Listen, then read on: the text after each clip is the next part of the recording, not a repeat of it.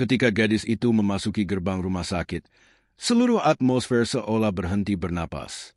Jubahnya yang sederhana, tatapan matanya yang tertunduk, dan langkahnya yang gemetar, seolah menjadi saksi bisu jiwa yang tak berdosa memasuki tempat ibadah. Ketika mata Dr. Fahad tertuju padanya, senyum tersungging di wajahnya. Senyum yang hanya tersungging di bibir iblis. Pasien baru? Apakah ini pertama kalinya? Tanyanya, menyembunyikan niat jahat di dalam hatinya. Nugat menggelengkan kepalanya malu-malu. Di mana rasa sakitnya? Perutku sakit selama beberapa hari.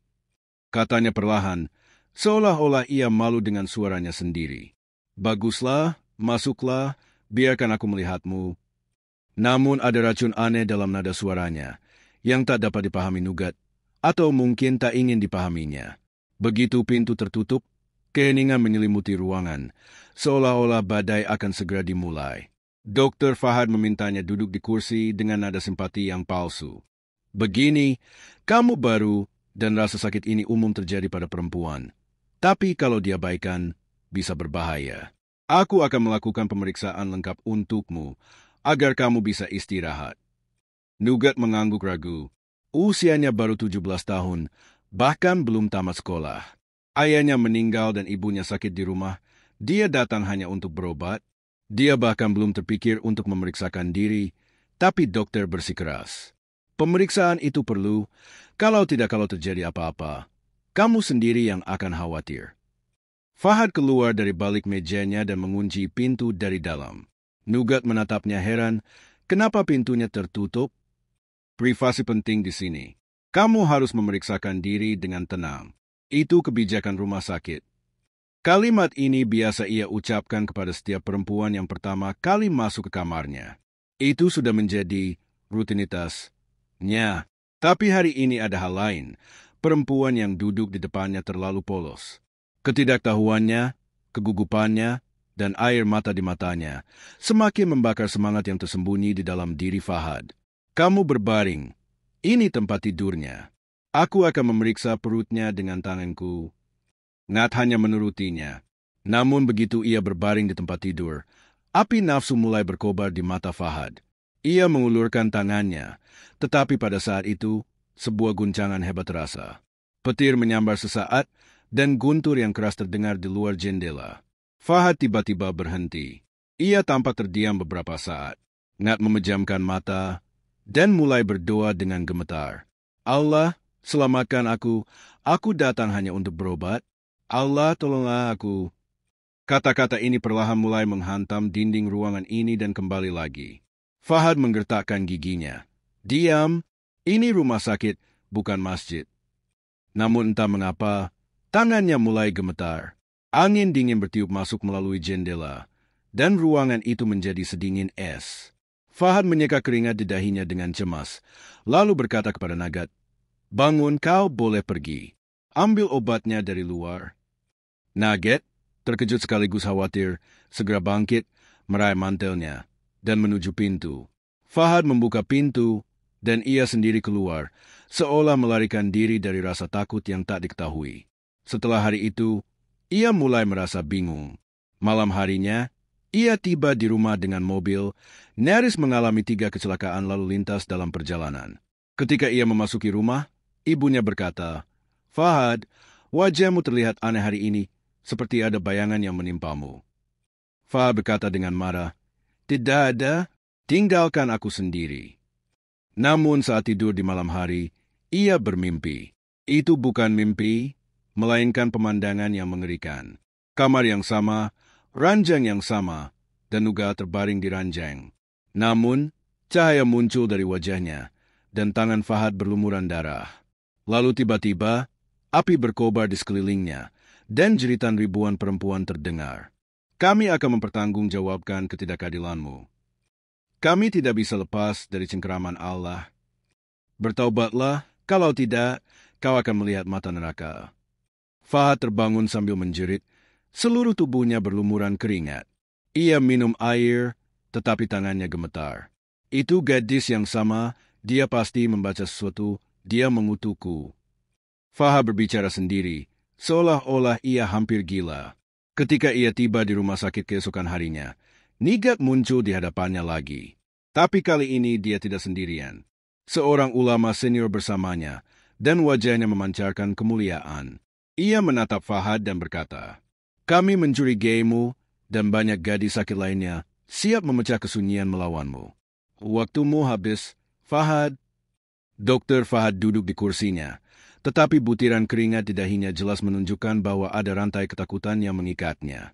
Di depannya berdiri Nigat, bersama lelaki tua itu, yang matanya tidak lelah akan dunia, melainkan memancarkan cahaya asing. Cahaya yang ditemukan dalam diri mereka yang mencari kebenaran, yang menghalau tidur para penindas.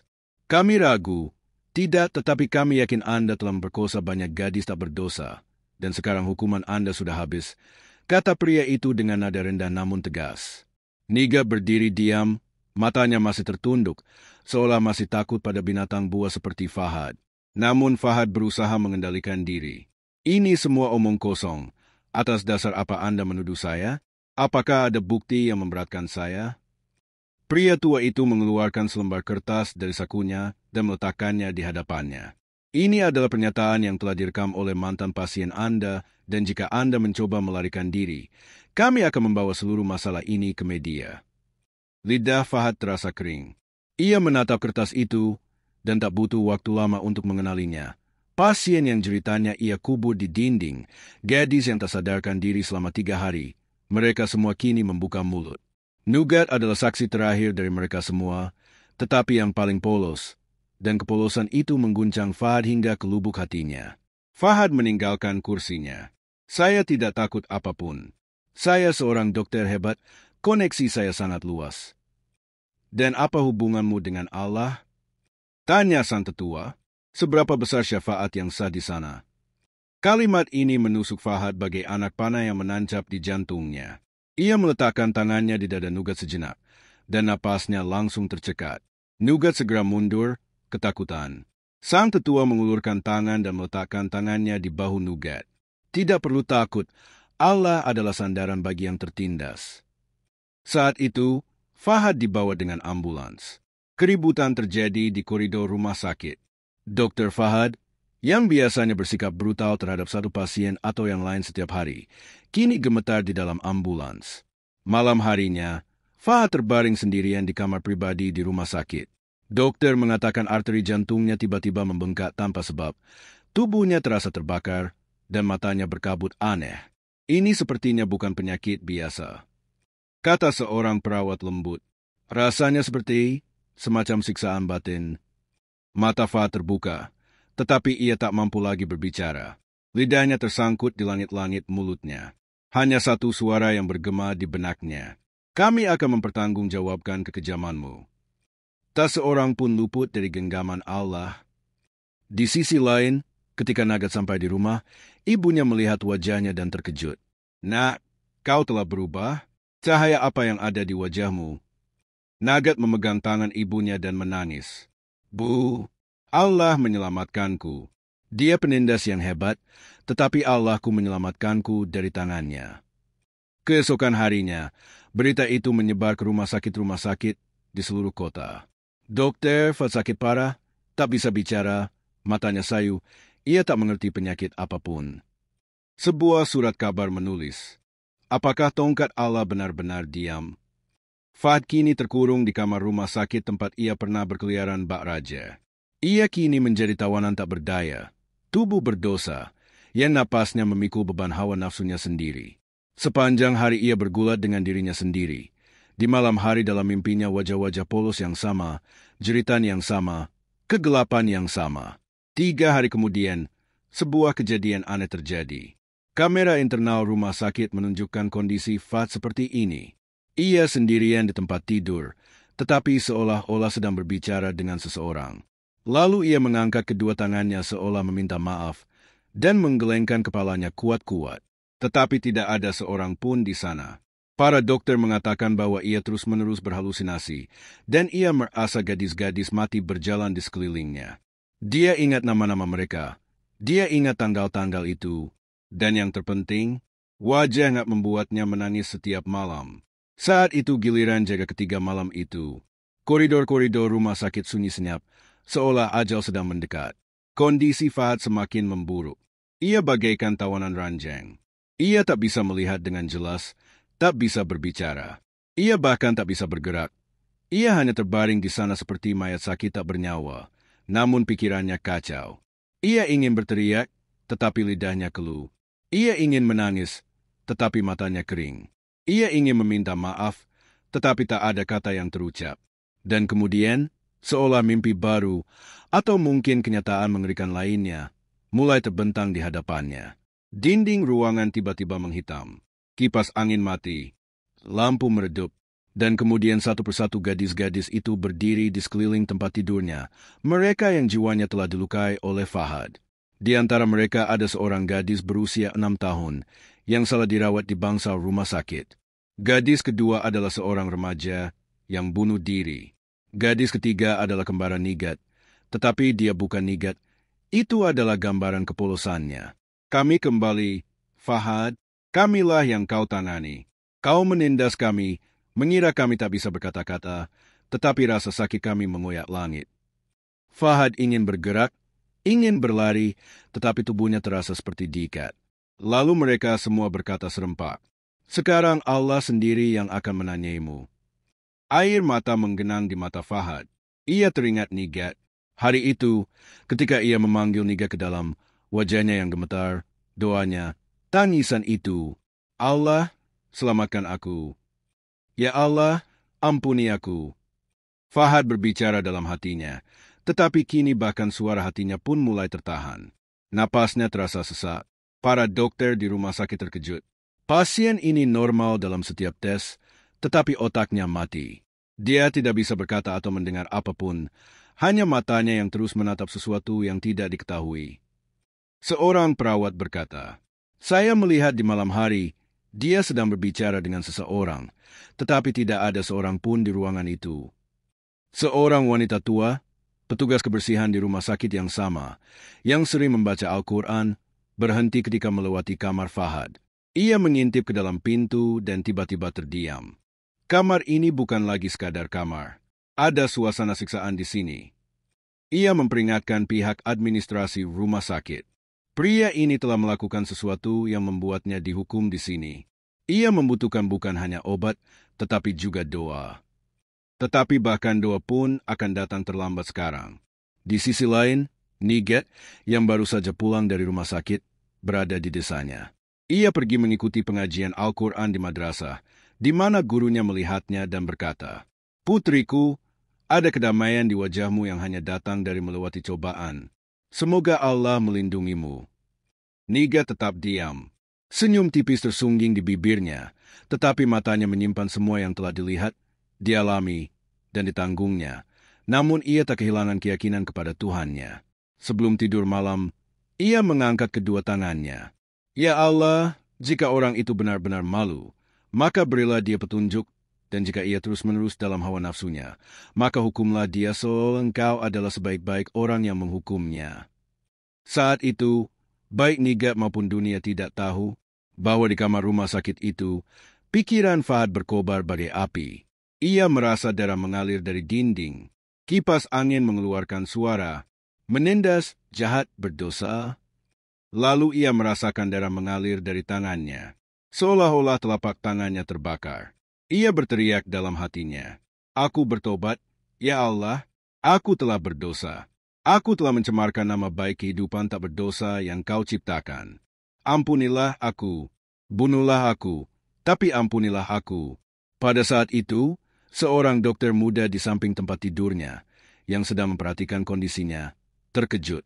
Air mata mengalir dari mata Fahad, tetapi yang aneh adalah air mata itu berwarna merah, seperti darah. Dokter itu panik, memanggil para perawat. Ini bukan kondisi normal. Detak jantung Fahad tiba-tiba meningkat. Mesin-mesin mulai berbunyi bip. Para perawat berlari, dokter menekan dadanya. Tetapi mata Fahad tetap terbuka. Lidahnya terdiam, dan jantungnya telah berhenti. Tetapi ini bukanlah kematian. Tidak, ini adalah awal yang baru. Tubuh Fahad hidup, tetapi jiwanya seolah terpenjara. Tongkat Allah sungguh sunyi. Namun ketika tongkat itu bergerak, bukan hanya raga, melainkan juga jiwa yang menjerit. Kesabaran Ngat, doanya, dan dosa Fahad, aibnya. Apa yang akan terjadi selanjutnya? Akankah Fahad benar-benar bertobat? Ataukah Allah akan mengambil segalanya darinya? Akankah Nagat mendapatkan keadilan penuh? Ataukah masih ada rahasia yang tersisa? Tubuh Fahad terbaring di ranjang rumah sakit bagaikan mayat hidup. Tak ada cahaya di matanya, tak ada gerakan di bibirnya. Hanya keheningan yang terasa seolah waktu telah berhenti. Mesin-mesin menunjukkan ia hidup, tetapi kenyataannya ia telah mati dalam hawa nafsu, kejahatan, dan dosa-dosanya. Para dokter terkesima. Ini pasien yang aneh. Semua sistem fisiknya baik-baik saja, tetapi kesadarannya telah hilang. Rasanya jiwanya telah terpenjara. Para staf rumah sakit perlahan-lahan mulai menghindari untuk melewati ruangan itu. Seorang perawat bahkan berkata dengan jelas, "Saya rasa ruangan ini berhantu. Di malam hari, ada suara tangisan di sini, dan terkadang dindingnya terasa seperti bernapas." Suatu hari, pemilik rumah sakit memutuskan untuk memindahkan Fahad dari rumah sakit ke institusi lain, tetapi begitu ambulans datang untuk menjemputnya, tubuhnya mulai menegang, tangannya berkedut, matanya berair, dan bibirnya bergerak seolah ingin mengatakan sesuatu. Tetapi tetap saja, tak ada suara yang keluar. Pada saat itu, seorang wanita wali tua yang biasa dipanggil Nenek Amma datang ke desa Nagat. Ia datang menemui ibu Nagat, dan ia menatap Nagat dengan saksama. "Bukankah ini gadis yang sama yang menatap mata iblis dan berseru kepada Allah?" Nagat menatapnya dengan heran. "Apakah kau mengenalku?" "Aku tahu penderitaanmu, putriku, dan aku juga telah melihat kondisi tiran itu. Ia kini hanyalah tubuh, jiwanya telah terpenjara, namun perhitungannya masih tertunda." Nagat tetap diam. Nenek memegang tangannya. "Putriku, terkadang Allah menghukum seorang hamba di dunia ini agar menjadi pelajaran bagi yang lain. Tetapi jika hamba itu bertaubat, maka Allah Maha Pengasih." Mata Nagat kembali ke saat Dr. Fahad menutup pintu. Ketika beliau berkata, "Ini rumah sakit, bukan masjid." Tangan Nagat mengepal. Apakah dia benar-benar malu? Atau apakah racun yang sama masih ada di dalam dirinya? Nenek tersenyum. "Ayo, aku tunjukkan sebuah mimpi." Ia membawanya ke ruang belakang rumah, duduk di atas sajadah di sana, dan membaca doa sejenak. Lalu ia berkata kepada Nagat, "Tutup matamu, dan mohonlah kebenaran kepada Allah." Nagat menutup matanya, dan beberapa saat kemudian, sebuah pintu terbuka. Ia melihat tempat yang asing, tertutup kabut, penuh kegelapan. Sesosok bayangan berdiri di hadapannya. Tangannya berlumuran darah, matanya dipenuhi ketakutan, dan suara sama keluar dari mulutnya. "Nagat, maafkan aku, aku sangat menyesal, aku telah berbuat dosa." Nagat ingin mundur, tetapi suara itu bergema. "Jika kau mau, aku bisa dibebaskan, kalau tidak, aku akan terus membusuk." Mata Nagat terbuka, napasnya mulai tercekat. Nenek memberinya air. "Lihat, dia benar-benar dipenjara dan meminta maaf. Tapi pilihan ada di tanganmu." Perang telah dimulai di hati Nagat. Haruskah ia memaafkan orang yang ingin melanggar kesuciannya, atau membiarkannya terbakar di penjara itu, di mana beban dosa-dosanya memaksanya menangis siang dan malam? Di sisi lain, seorang mantan karyawan datang untuk membersihkan tempat tidur Dr. Fahad di rumah sakit, yang telah bekerja di sana selama bertahun-tahun. Ia menatap Fahad dan berkata, "Aku melihat kalian menangis, gadis-gadis, tapi kalian tidak pernah menangis. Hari ini kalian menangis, dan waktu terus mengawasi kalian." Air mata Fahad tak henti-hentinya. Tiba-tiba ia menggerakkan tangannya dengan sentakan. Gerakan itu setelah bertahun-tahun. Para perawat berlari.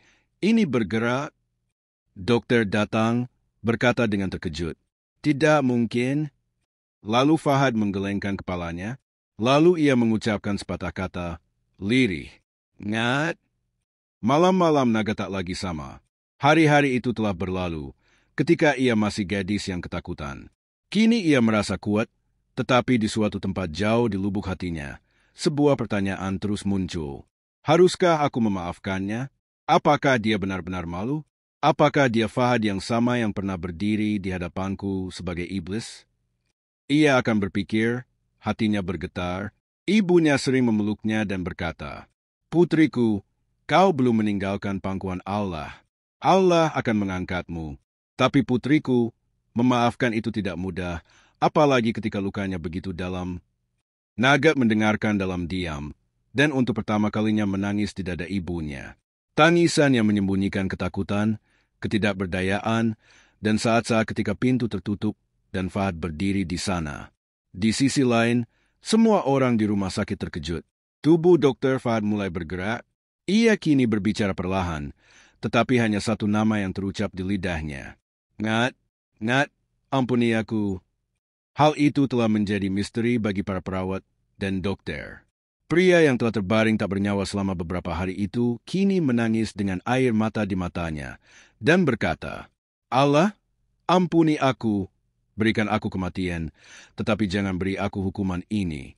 Katakan pada Ngat, ampuni aku." Pemilik rumah sakit memanggil ulama ternama di kota itu untuk berdoa di kamar Fahad dan memberinya bimbingan rohani.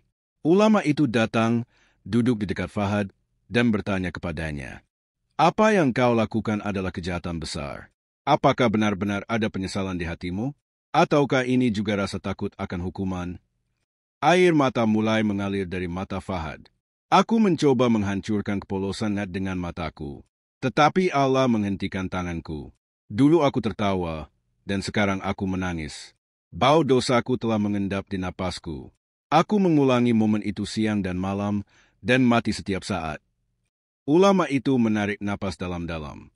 "Jadi, jika Anda jujur, maka Anda harus meminta maaf kepada Nigat sendiri." Malam itu, Nigat diberitahu, "Dr. Fahad ingin bertemu Anda. Sekali saja, hanya untuk meminta maaf." Jari-jari Nigat mulai gemetar. Ia terdiam. Lalu ia berkata lirih, "Saya akan bertemu Anda, tetapi demi Allah, saya akan bertemu Anda." Keesokan harinya, Nigat tiba di rumah sakit, kali ini ditemani oleh ibu dan neneknya. Seluruh staf rumah sakit menyambut Nigat dengan hormat, lalu membawanya ke kamar tempat tubuh Fahad telah menjadi tengkorak. Wajahnya layu, lingkaran hitam di bawah matanya, tetapi kerendahan hati yang aneh terpancar di matanya. Begitu Nigat masuk, air mata mulai mengalir dari mata Fahad. Ia mencoba berbicara. "Nagat, aku tahu, aku tak pantas kau berdiri di hadapanku. Aku ingin menodai kehormatan matamu. Aku ingin menakutimu, membengkokkanmu, menghancurkanmu. Tapi Allah menghancurkanku. Lidahku terkatup, jiwaku terus membara, dan aku sekarat setiap hari. Hari ini, aku datang hanya untuk mengatakan ini, maafkan aku, jika memungkinkan maafkan aku." Seluruh ruangan hening. Bahkan napas Fahad pun seakan terhenti. Nagat menatapnya sejenak. Lalu ia mendongak ke langit. "Allah, Engkau Maha Tahu, Engkaulah saksi malam itu, Engkaulah yang menentukan, karena aku bukan apa-apa. Jika aku memaafkan, maka ini juga balasan MU. Dan jika hatiku tak rela, maka Engkaulah yang membalas dendamku." Kemudian ia mendekati Fahad dan berkata dengan lembut, "Aku memaafkanmu, karena Tuhanku suka memaafkan. Tapi ingatlah, pengampunan ini tidak akan menyelamatkanmu dari pertanggungjawaban di hadapan Allah, hanya agar jiwamu menemukan kedamaian." Setelah mengatakan ini, Nugat berbalik. Seluruh rumah sakit hening. Wajah Fahad basah, dan kalimat terakhir yang keluar dari mulutnya hanyalah, "Terima kasih, Nugat.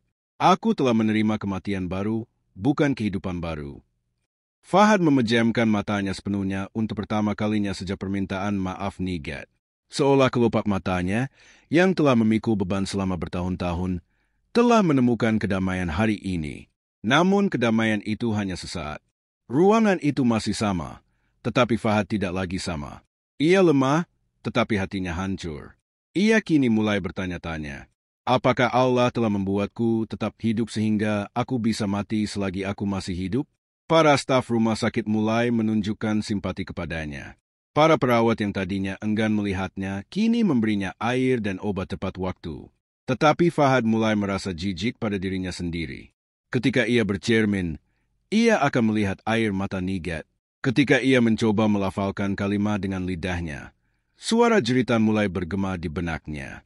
Suatu hari ia meminta Al-Quran, dan untuk pertama kalinya dalam hidupnya, ia mengambil firman Allah di tangannya dan meletakkannya di depan matanya. Air mata mulai berjatuhan, dan ayat itu menarik perhatiannya. Allah menerima taubat, tetapi dia memberi tangguh kepada orang-orang yang zalim untuk menangkap mereka. Napas Fahad terhenti. Apakah aku salah? Ya, aku salah. Aku menginjak-injak kepolosan. Aku melakukan kekejaman yang tersembunyi di balik jas putihku. Dan kupikir Allah tidak melihat, tapi Dia melihat. Fahad membuat keputusan. Aku akan mengakui kejahatanku kepada dunia. Aku akan meminta maaf bukan hanya kepada Allah, tetapi kepada seluruh dunia. Ia berkata kepada staf rumah sakit, "Rekam videoku, aku ingin mengatakan semuanya." Sebuah kamera dipasang, dan hari itu, air mata mengalir di mata Fahad, rasa malu di hatinya, dan kebenaran di bibirnya. Namaku Dr. Fahad. Aku menyalahgunakan gelar dan kehormatanku selama bertahun-tahun. Aku menjadikan tubuh puluhan wanita sebagai sasaran nafsu, mencoba merayu, menakut-nakuti, dan menodai kehormatan gadis-gadis tak berdosa. Dan aku mengatakan semua ini agar kebenaranku menyingkap wajah-wajah makhluk buas lainnya. Hukumanku bukan sekadar penyakit, hukumanku adalah mati setiap hari selagi masih hidup.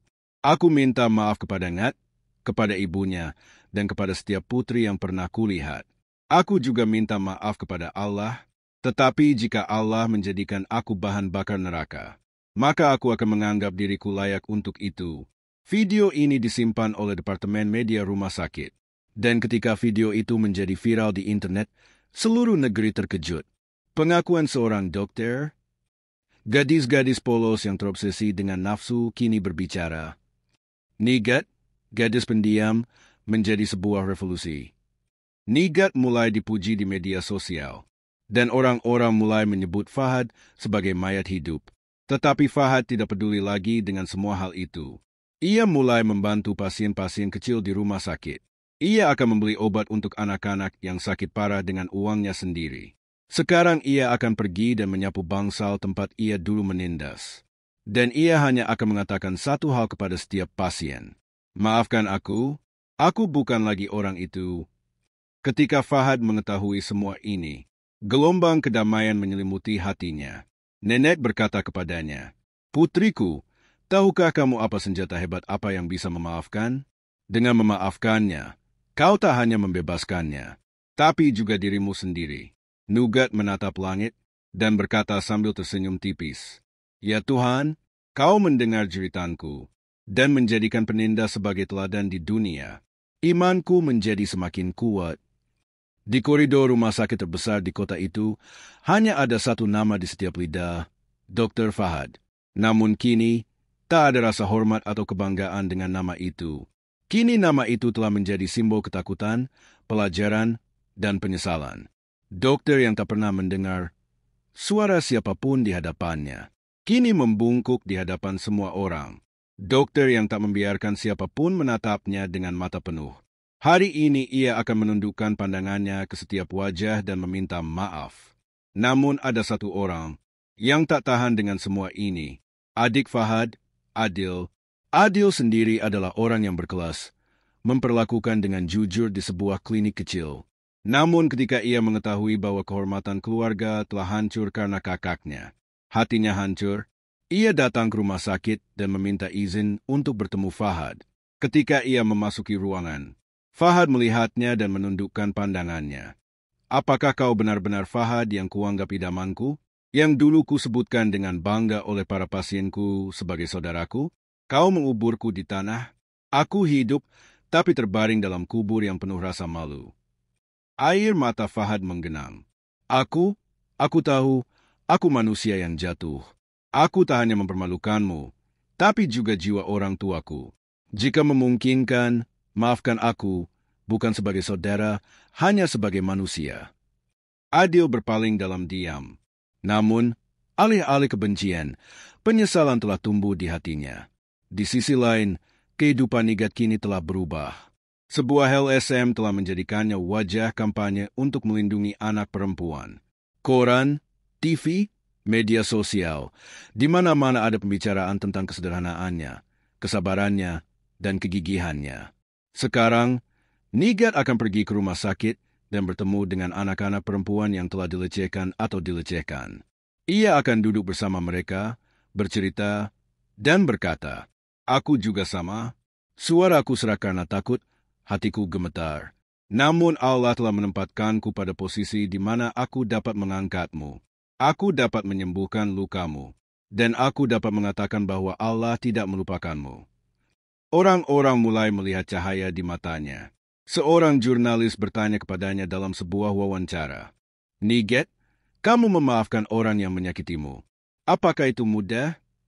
Nugat memejamkan mata sejenak, lalu berkata perlahan, "Tidak, itu tidak mudah. Tapi jika aku tidak memaafkannya, dia akan selalu hidup dalam diriku. Aku memaafkan agar aku bisa bebas dan menemukan kelegaan dari Allah." Saat itu, ia bukan hanya Nugat, ia tampak seperti penyelamat. Malam itu, di kamar rumah sakit, Fahad kesulitan bernapas. Mesin-mesin mulai berteriak, para perawat berlarian. Para dokter memberinya oksigen, memberinya obat, tetapi kondisinya semakin memburuk. Mata Fahad terbuka, dan sesuatu tampak terlihat di atap di depannya. Ia menatap langit, bibirnya bergerak, "Allah, berilah aku satu kesempatan lagi. Aku harus melakukan sesuatu yang lain. Aku telah menganiaya tanah MU. Sekarang aku harus melayani hamba-hamba MU. Jadi, jika engkau berkenan, panggillah aku sekarang." Tetapi setelah penebusan dosaku selesai, detak jantung Fahad mulai berhenti. Dokter menepuk dadanya, perawat memeriksa denyut nadinya. Lalu semua orang berhenti. Jantung Fahad telah berhenti. Tetapi, setelah beberapa saat, sebuah gerakan kecil, denyut nadi kembali, pernapasan kembali, mesin kembali normal. Apa ini? Dokter terkejut. Ia sudah meninggal, tetapi seolah-olah ada kekuatan yang mengirimnya kembali. Malam itu, pendeta rumah sakit bermimpi. Sesosok makhluk bercahaya turun dari langit, dan sebuah suara terdengar. "Kami telah memberi Fahad kesempatan lagi, karena seorang gadis mengasihaninya. Dan Allah mencintai orang-orang yang penyayang." Fahad merasa seperti telah menghembuskan napas terakhirnya. Namun ketika matanya terbuka kembali, ia mendapati dirinya hidup. Untuk pertama kalinya dalam hidupnya, Fahad melihat kematian dari dekat. Dan kini setiap tarikan napasnya adalah utang baginya, utang kepada Allah. Ia berkata kepada pihak administrasi rumah sakit, "Bawalah aku ke tempat-tempat di mana semua gadis itu berada, yang telah kusakiti. Aku harus duduk di kaki mereka dan meminta maaf. Aku kini hanya layak bersujud di bumi ini, bukan untuk dibanggakan." Para dokter dan pihak administrasi mendengarkan Fahad dan memutuskan untuk menjadikannya bagian dari pengabdian masyarakat yang didukung oleh rumah sakit. Sekarang ia akan duduk di sebuah kamp di luar rumah sakit, melakukan pemeriksaan gratis, merapikan sepatu pasien, mencuci tangan penyandang disabilitas.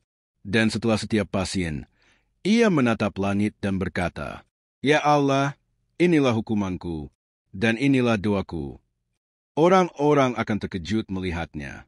Beberapa orang akan menertawakannya dengan sinis. Beberapa ingin melemparinya dengan batu. Namun ia akan menanggung semuanya. Inilah penebusan dosa yang sesungguhnya. Di sisi lain, Nab bukan lagi sekadar wajah kampanye, melainkan telah menjadi suara yang berpengaruh. Ia diundang ke konferensi internasional tentang perlindungan hak-hak anak di Indonesia. Berdiri di atas panggung, ia berkata, "Hidupku berawal dari jeritan. Namun hari ini aku telah menjadi sebuah doa. Aku menyaksikan kebrutalan dengan mata kepalaku sendiri. Namun cahaya Allah turun ke dalam jiwaku. Aku tahu, untuk mengubah dunia, pertama-tama kau harus mengubah dirimu sendiri. Dan kemudian kau harus memaafkan. Bukan karena orang lain pantas dimaafkan, tetapi karena kita sendiri layak untuk bersabar." Ketika konferensi berakhir, seorang guru tua memeluknya dan berkata, "Putriku, kau bukan sekadar cerita. Kau adalah Al-Quran yang hidup." Ujian baru datang dalam hidup Fahad. Suatu hari ia menerima surat dari Nigat. Surat itu berbunyi, "Aku telah memaafkanmu, tetapi sekarang kau harus berjanji pada diri sendiri bahwa kau akan menjadi perisai bagi gadis manapun yang tak berdosa, bukan binatang buas. Hidupmu telah diselamatkan oleh Allah. Itu bukan lagi milikmu, itu milik semua orang yang tangisannya kau redam." Fahad memejamkan mata pada surat itu, dan pada hari yang sama ia menjual semua miliknya dan membuka rumah sakit baru, khusus untuk perempuan dan anak-anak, di mana tak seorang pun dokter pria boleh masuk tanpa izin, di mana ada kamera di setiap ruangan, di mana keadilan, jilbab, kehormatan, dan kemanusiaan adalah syarat utama. Ia menamai rumah sakit itu Nure Nagat. Ketika orang-orang bertanya, ia berkata, "Hari ketika Nagat memaafkanku, hari itu sebuah cahaya lahir dalam diriku. Sekarang aku hanya ingin meneruskan cahaya ini." Rumah sakit Nure Nagat bukan lagi sekadar bangunan, melainkan telah menjadi simbol keadilan, perlindungan, dan pertobatan. Di pintu tempat Fahad dulu berdiri bak binatang buas, kini Fahad yang sama telah menjadi patung kerendahan hati. Ia akan merapikan sepatunya di luar pintu dan menyapa serta mendoakan siapapun yang masuk. Namun hari ini berbeda. Kesehatan Fahad telah memburuk selama beberapa hari. Kelemahannya semakin parah, dan ia terus-menerus terjerumus ke dalam kondisi lalai. Para dokter menyarankannya untuk beristirahat total. Namun ia akan berkata, "Jiwaku akan menemukan ketenangan hanya ketika Allah sendiri memanggilku." Suatu hari, hujan deras turun di luar rumah sakit. Semua orang terkunci di kamar masing-masing. Tetapi Fahad telah pergi ke atap. Ia berdiri sendirian di bawah langit, dengan tangan terentang, mata terpejam, basah kuyup dalam hujan, dan terus berdoa hanya satu hal. "Ya Allah, jika Engkau telah mengampuniku, maka panggillah aku kepada MU. Jika tidak, maka tundukkanlah aku lebih jauh, hingga jiwaku benar-benar suci." Pada saat itu, petir menyambar, hujan semakin deras, dan kondisi Fahad mulai memburuk. Para perawat berlarian, tetapi saat mereka tiba, Fahad sudah pingsan. Di sisi lain, Nigat menerima telepon. Ia dipanggil dari rumah sakit Nure Nigat. "Kondisi Fahad kritis. Jika kau bisa datang, datanglah. Mungkin ini permintaan terakhirnya." Nigat tetap diam, lalu menatap langit, dan pergi setelah meminta izin ibunya. Sesampainya di rumah sakit, kamar tempat Fahad terbaring benar-benar sunyi. Hanya suara detak jantungnya yang terdengar, yang semakin memudar. Nigat perlahan masuk, tanpa rasa takut, tanpa kebencian. Hanya seorang perempuan, seorang manusia, yang telah memaafkan, tetapi kini ingin mengatakan hal terakhir. Fahad menatap Nigat dengan mata setengah tertutup. Bibirnya bergetar, air mata mengalir dari matanya. "Nigat?" Suaranya begitu lembut sehingga hanya Allah yang bisa mendengarnya. "Akankah Allah mengampuniku?" Nigat mendekat kepada Fahad, dan untuk pertama kalinya meletakkan tangannya di dahinya dan berkata, "Jika taubatmu benar, maka Tuhanku telah mengampunimu. Aku hanyalah manusia. Pengampunanku tidak menyelesaikan apapun. Pengampunan sejati datang dari atas, dan Dia Maha Pemberi." Air mata terakhir jatuh dari mata Fahad. Kata-kata di bibirnya berlanjut. "La ilaha illallah." Bunyi mesin berubah menjadi bunyi bip panjang. Waktu Fahad telah habis. Namun ia meninggalkan dunia ini sebagai manusia yang mengakui dosa-dosanya, bertobat, dan melakukan penebusan dosa. Setelah kematiannya, ribuan orang berkumpul di luar rumah sakit. Semua orang yang dilayani Fahad, anak-anak yang ia rawat siang dan malam, putri-putri yang ia jaga, semua berdiri dengan tangan terangkat memohon ampunan darinya. Seseorang berkata, "Apakah ini Fahad yang sama yang dulunya seperti binatang buas?" Yang lain berkata, "Ya, tetapi kemudian ia menjadi manusia, ia menjadi simbol pertobatan." Untuk pertama kalinya, sinar matahari terasa berbeda di makam Fahad. Tak ada debu, tak ada kotoran, tak ada keheningan, melainkan aroma bunga dan suara langkah kaki para peziarah. Makam ini bukan makam binatang, melainkan makam orang yang bertaubat. Itulah kata-kata yang diucapkan imam rumah sakit saat salat jenazah Fahad. Dan sejak hari itu, makam itu tak lagi sekadar tumpukan tanah, melainkan telah menjadi simbol sebuah pelajaran. Setelah kematian Fahad, rumah sakit Nurenagat semakin berkembang. Cabang-cabangnya mulai dibuka di berbagai kota di negara ini, di mana anak-anak, perempuan, dan korban pelecehan yang tak berdosa diberikan perlindungan, keadilan, dan rasa hormat yang utuh. Sekarang, Naga telah menjadi presiden pendiri rumah sakit itu. Namun, jabatan itu tidak meningkatkan martabatnya. Sebaliknya, justru semakin meningkatkan kerendahan hatinya. Setiap pagi ia berdiri di depan pintu rumah sakit, seolah-olah mengingat kembali hari ketika ia datang ke pintu ini sebagai seorang gadis yang lemah, pendiam, dan tak berdaya, dan hari ini, pintu itu berada dalam kekuasaannya. Namun hatinya selalu tunduk kepada Allah.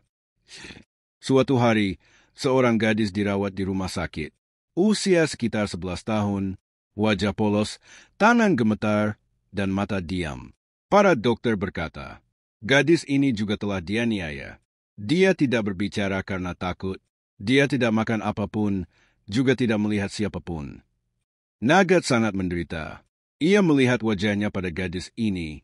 Saat itu, malam itu, pintu itu, segalanya berkelebat di hadapannya.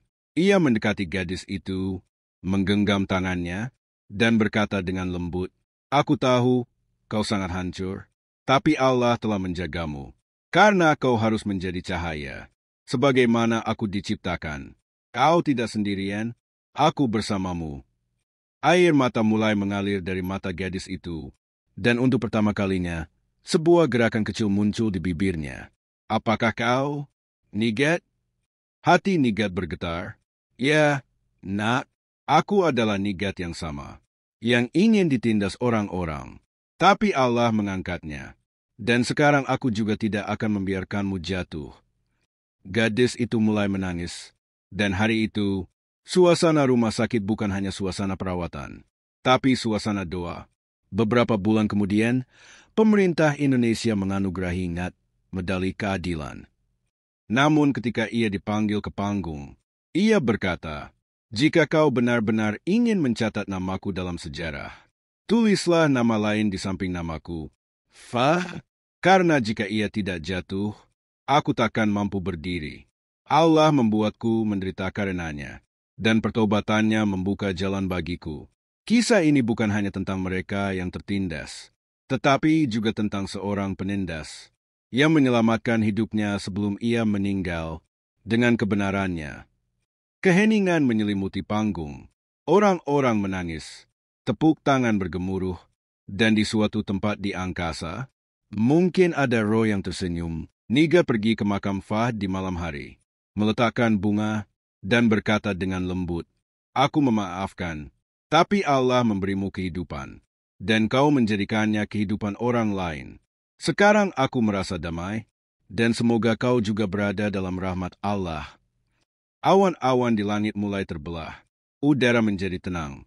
Itu adalah sebuah kisah tentang seekor binatang buas yang menjelma menjadi manusia, tentang seorang tertindas yang menjelma menjadi pemimpin, dan tentang seorang Tuhan yang memberi mereka berdua sebuah jabatan yang mungkin tak pernah mereka impikan.